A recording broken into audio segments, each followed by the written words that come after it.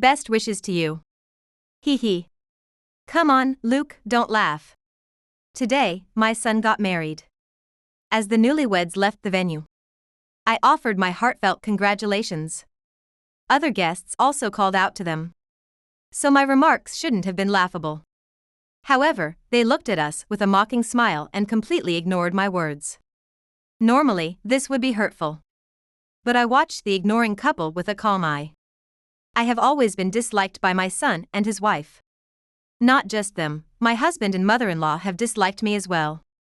Ever since I got married, my days have been filled with unhappiness. But that ends today. Soon, I will receive numerous calls from my son.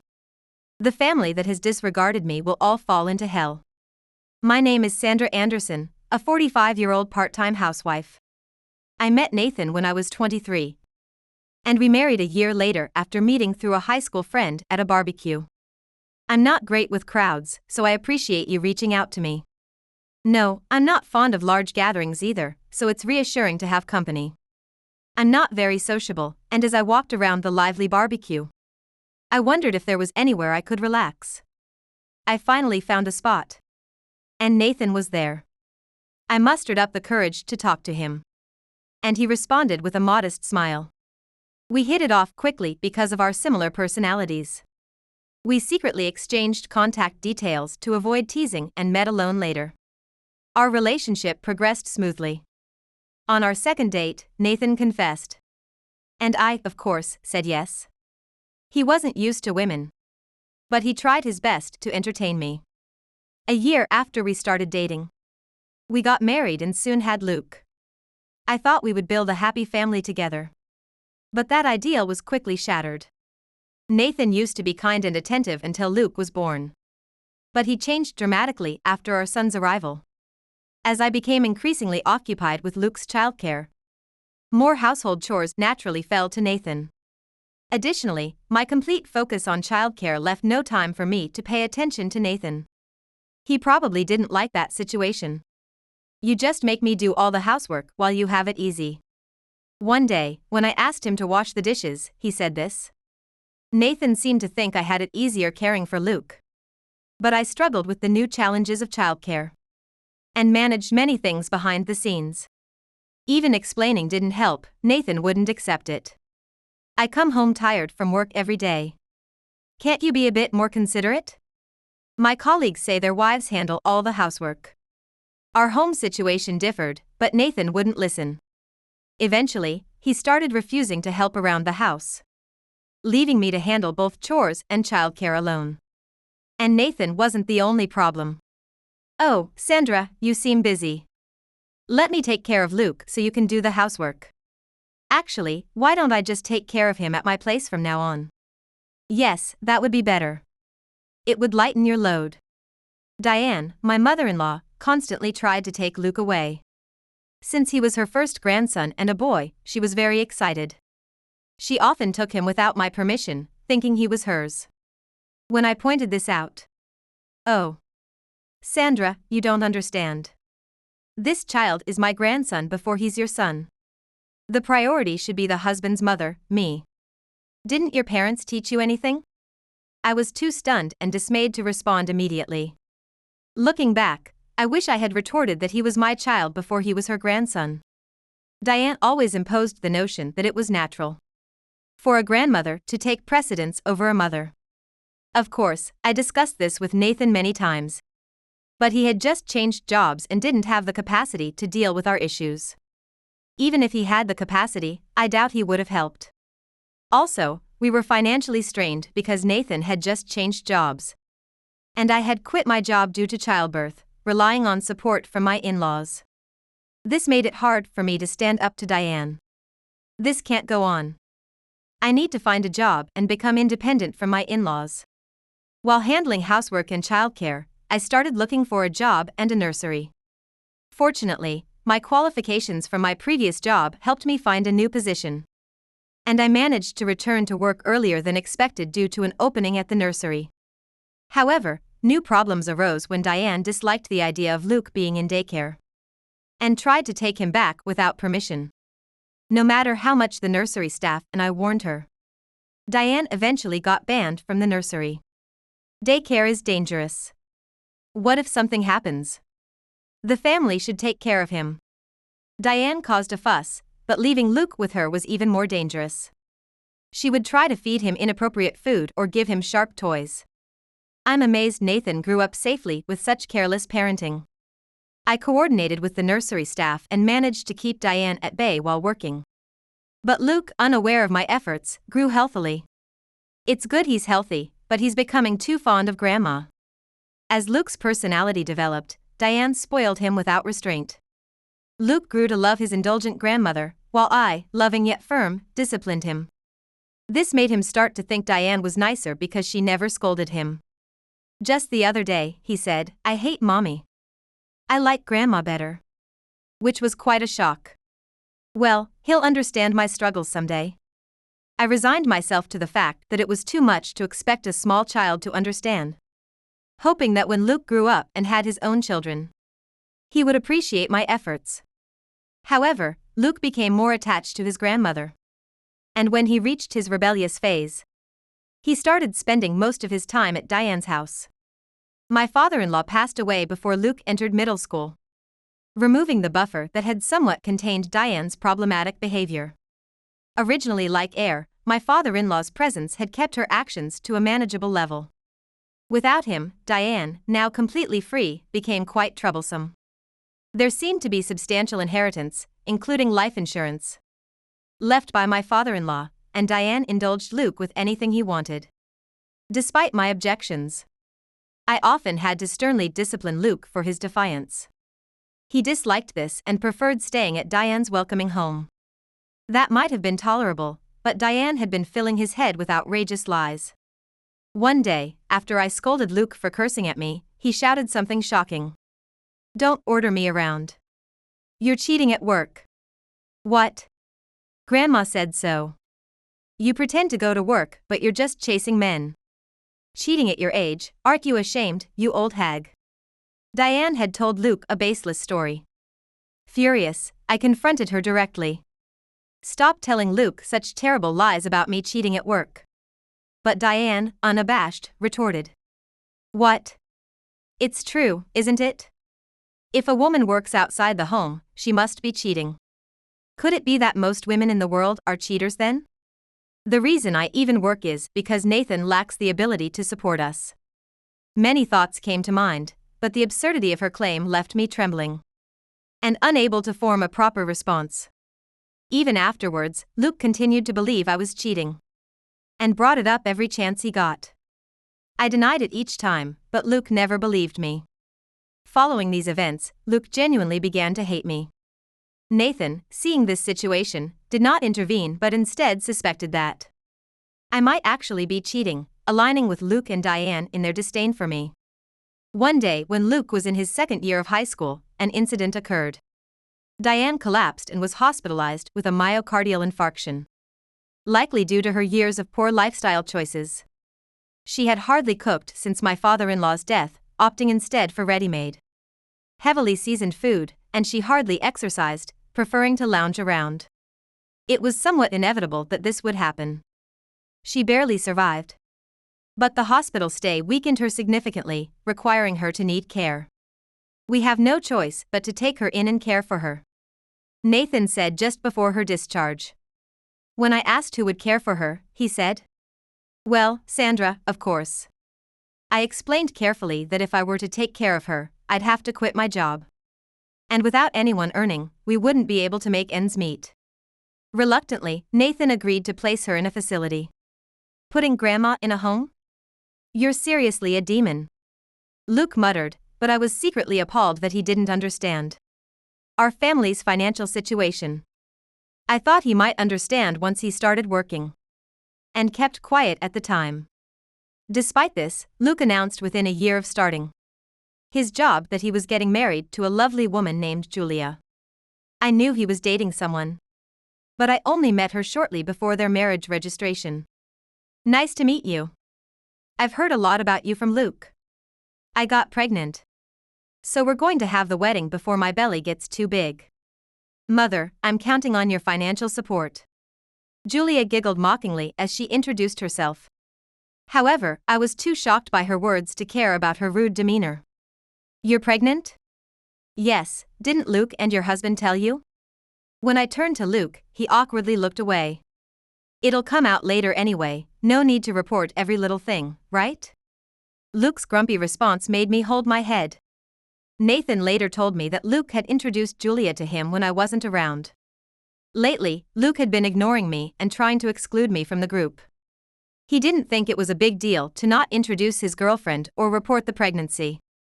As preparations for their wedding proceeded, I contacted Julia's parents to apologize for not greeting them properly earlier, and for the delayed announcement of the pregnancy. Julia's parents were decent people, apologizing several times, acknowledging their daughter's faults. I was reassured by their demeanor, but on the wedding day, my thoughts changed. On the day of the wedding, I was busy with preparations in Luke's dressing room. Luke, do you have your handkerchief? However, Luke completely ignored me, fixing his hair in the mirror. It wouldn't hurt to talk properly on a day like this, I said with a sigh, to which Luke clicked his tongue loudly. I don't want to talk on a day like this. You're still cheating, aren't you? I wanted to build a happy home with Julia without a cheater attending. But well, since you've provided the necessary money, I'll let it go if you just sit quietly. Stunned by Luke's words, believing I was still cheating, I chose to remain silent rather than engage in a pointless argument on his wedding day. The ceremony proceeded smoothly despite the tension. And during the candle service, I tried to talk to the newlyweds. Congratulations, both of you. But they acted as if they hadn't heard me and ignored me again. After several attempts, they continued to treat me as if I didn't exist. Diane, brought from the facility to attend, noticed my repeated attempts and spoke in a pleased tone with a sneer. You're really disliked by them, huh? It shows Julia has good judgment. It seemed Julia had won Diane's approval. Though Diane was physically confined to the facility, her mind was as sharp as ever. And her harassment of me continued. I thought how tiresome it was to deal with such energetic negativity, but said nothing and pretended not to hear her praising Julia. As the ceremony neared its end and it was time to send off the couple, the enthusiastic guests threw their congratulatory words at the newlyweds. I followed suit. Best wishes to you. But the moment they heard my voice, the couple responded. Hee hee. Come on, Luke, don't laugh. It's just so funny how desperate she is. As they passed by without looking at me, they exchanged these words. To outsiders, they might have appeared like a blissfully smiling newlywed couple. But I could see their true malicious nature. At that moment, I resolved myself. After the ceremony ended and we returned to the family room, Luke and Julia were laughing and talking with Nathan, who casually joined their conversation, leaving me aside. Normally, I would have retreated quietly, but not today. May I have a word? When I intervened, all three faces turned visibly displeased. I smiled at them and pulled something from my bag in the family room, presenting it to Luke. Here, a parting gift. What's this? This? It's evidence that your wife has been cheating with my husband. The room fell silent after my declaration. Seconds later, Luke's scream echoed. What? What is this? What do you mean by this? Contrasting with his panic, I responded calmly. That means Julia has been cheating with Nathan. This is the evidence gathered by a detective agency I hired. These documents clearly show their affair. I then presented Nathan with a filled-out divorce form. Please, let's divorce, Nathan. You know why, but let me say it anyway. It's utterly disgusting that you would touch your son's wife. I don't want to be married to such a person any longer. Nathan looked at me dumbfounded, unable to grasp the reality of the affair being revealed publicly. He seemed to wonder how I knew, but after years of a fruitless marriage, I had noticed something was off with him. My suspicions were confirmed after I first met Julia. Noticing their uncomfortably close distance and feeling an ominous premonition, prompting me to hire the detective agency. However, even as I presented the divorce papers, Nathan looked at me with vacant eyes, unable to comprehend what was happening. If you won't sign, I'll just have to hire a lawyer and proceed formally. Either way, I'm going to have to sue you and Julia for damages. I was planning on hiring a lawyer anyway. Everyone in the room still seemed unable to accept the reality of the situation. But Julia was the first to snap back to reality. What do you mean by damages? Because you had an affair with my husband, you need to take responsibility for that. Did you not know? When you cheat, you get sued for damages. You've learned something today. Then, I asked Julia. You were planning to ignore me before the ceremony with Luke and Nathan. Weren't you? I overheard you talking about it in the dressing room. It's quite childish to do something like that on your big day. Well, it helped me make up my mind. Yes, the three of them had agreed to ignore me before the ceremony started. The reason was simply because they thought it would be funny. They looked down on me and wanted to enjoy my reaction. I realized I didn't need to be considerate of such people. So, I decided to go ahead with a plan I had been warming up to for a while. To expose Julia and Nathan's affair on their supposed happy day. As a modest revenge for everything they had done to me. However, a small part of my rational mind kept trying to stop me. Wondering if it really was okay to ruin such a special day. But the unbelievable act of the three of them ignoring me made me snap. Julia, were you really having an affair with my father? No, that's not it. You're misunderstanding. Then what's this evidence? And you, Dad. To hit on my girlfriend. You're really the worst. It's unthinkable for a father. Luke and the others were making a racket. Seeing that a conversation was impossible, I sighed and addressed the three of them. I can't deal with this, so I'm going to leave now. Let's handle everything through lawyers from now on. However, in the chaos of the family room, no one listened to me. Julia's parents and relatives were busy confronting her, wondering if the affair was true. Nathan was being yelled at by Luke, both denying the allegations. Denying it doesn't change the fact that there's evidence. Disgusted, I left the family room. After quickly changing into my clothes in the locker room, I headed to the cell phone shop. Realizing I was missing. Luke bombarded me with calls just 3 minutes after I left the venue. But I didn't want to talk to Luke directly anymore. Dealing with someone who disregarded me was just exhausting. So, I decided to completely renew my smartphone. This model looks good. I'll take this one. I replaced my smartphone, updating my phone number and contact list. I informed the necessary people like old friends, colleagues, and my parents about my new contact details. Intentionally not informing Luke and the others. Then, instead of heading to the house I shared with Nathan, I went to an apartment near my office. Nathan hadn't realized it. But I had been planning and preparing for this moment for a long time. The monthly apartment was already contracted. And I had moved my belongings there in my spare time from work. Nathan, either too busy with the affair or uninterested in me, had not noticed anything, which made things smoother. Well, I guess I'll contact the lawyer and get everything started. As I was about to get busier, I sighed lightly. But overcoming this would allow me to gain my freedom. And retaliate against the family that had taken me for granted. I renewed my determination and picked out the things I needed to do next in my head. Half a month after the tumultuous wedding, I contacted Nathan and his family through a lawyer. I had asked the lawyer to handle the divorce proceedings and claim for damages. I called the three of them to a rented space for the discussion. A casual cafe might have been fine. But considering the serious nature of the discussion and not wanting curious onlookers, I had specifically rented this space. Seeing the reaction of the three when they arrived, I knew I had made the right choice. Why aren't you answering your phone? Luke started off by complaining to me. Facing him, I calmly replied. Do I need to talk to you? What? After what happened, things have been really tough. Well, that's unfortunate. But anyway, let's proceed with the divorce and the claim for damages. Luke and the others looked incredulous at my indifferent response. Why are you acting like it's none of your business? Because to me, you are strangers. I have absolutely no interest in whatever difficult situation you find yourselves in.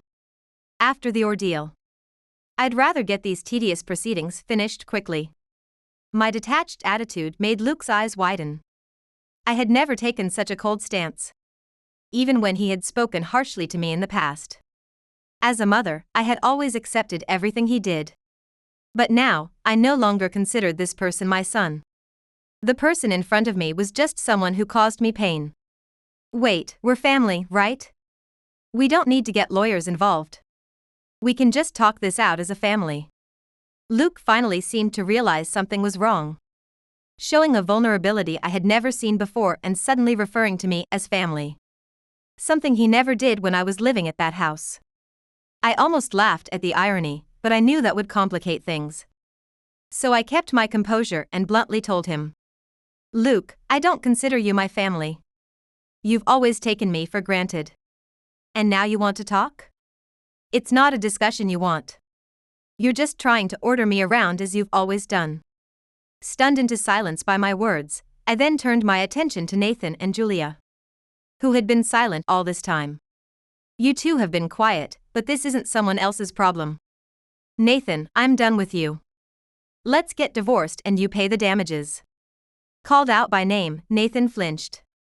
If this had been a while ago, he would have retorted with double the intensity, spouting every insult he could think of. But now, with me holding evidence of his affair and a lawyer sitting next to me, I clearly had the upper hand. Demanding damages from your own family. That's because I don't consider you my family. Just thinking we're still married makes my skin crawl. Let's get divorced now. And settle what needs to be paid. That's all I want. To my stern words, Julia, sitting next to Luke, burst into tears. I looked at her with disdain. Really, you're the one who wants to cry? You casually got involved with my husband. And this mess is your doing. You've always treated me badly.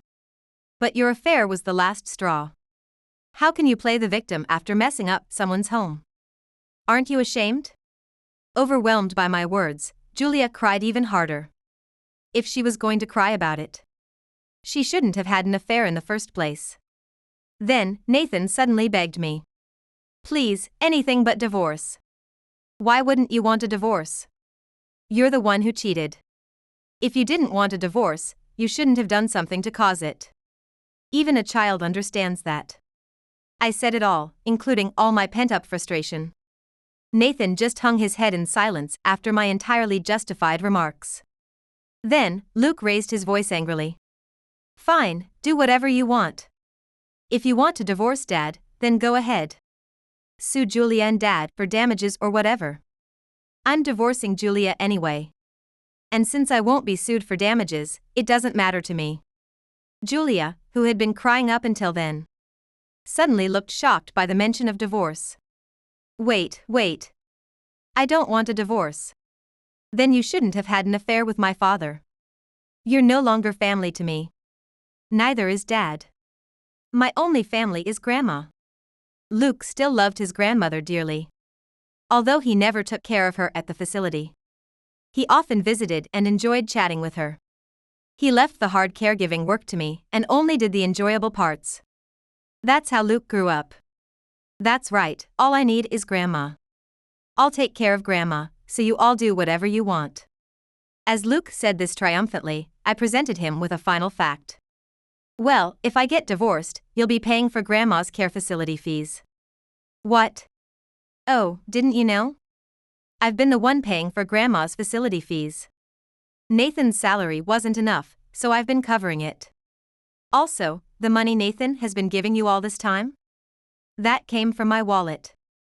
After returning to work, I had been working to the limit.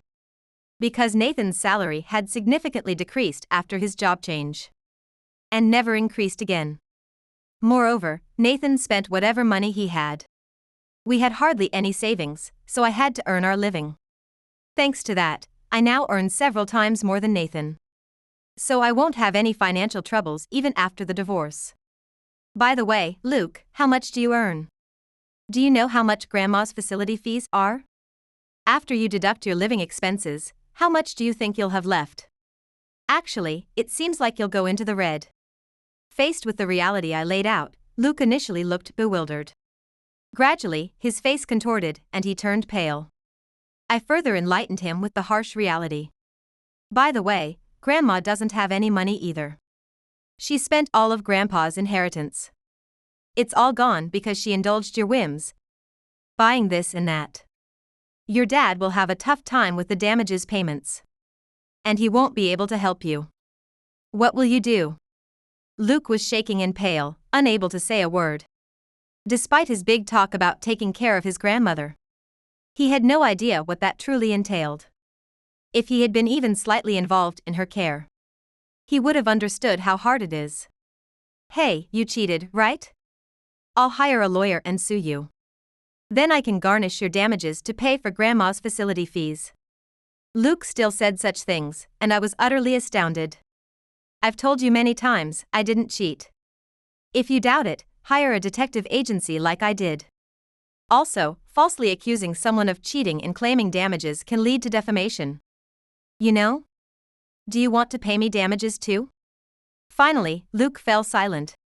"It seems you've understood reality. Now, let's get to the main point. We'll proceed with the divorce and damages claim." The three of them looked despondent and slumped their shoulders. After that, Nathan agreed to the divorce and damages payment. And Julia agreed to the damages payment.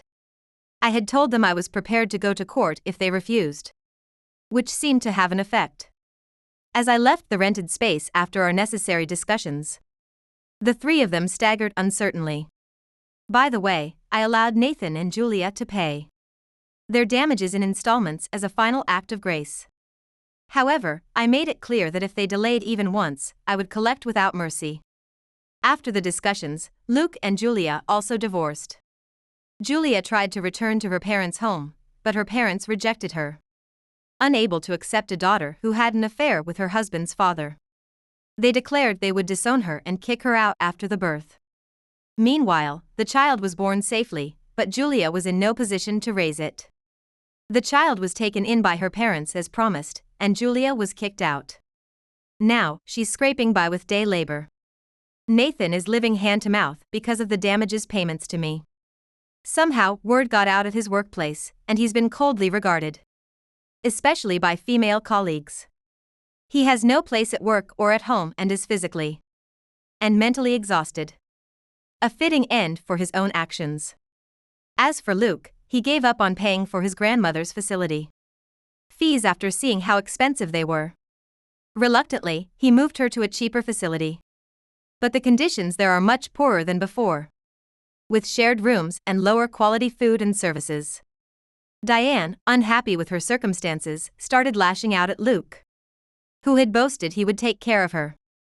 Angry that he was paying for the facility yet treated this way, Luke gradually stopped visiting her.